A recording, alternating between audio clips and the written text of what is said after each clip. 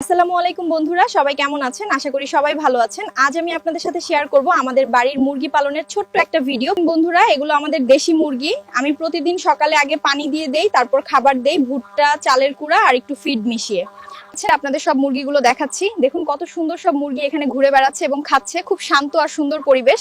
কিভাবে আমি মুরগির কাছ থেকে সাবধানে ডিম সংগ্রহ করে ঝুড়িতে রাখি, এই কাজটি খুব ধৈর্যের এবং মনোযোগের সাথে করতে হয় যেন ডিমগুলো ভেঙে না যায়।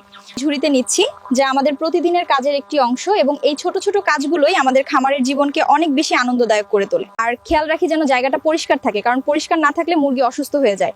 আমাদের সবসময় সতর্ক থাকতে হবে যেন খামারের পরিবেশটা স্বাস্থ্যসম্মত এবং জীবাণুমুক্ত থাকে। মাঝে শেয়ার করি, মানে হচ্ছে আমি আপনাদের দেখাবো কিভাবে আমি আমার মুরগিগুলোকে যত্ন সহকারে খাবার খাওয়াই এবং তাদের দেখাশোনা করি। আলহামদুলিল্লাহ, আমাদের মুরগিগুলো খুব ভালো আছে আর ডিমও খুব ভালো দিচ্ছে।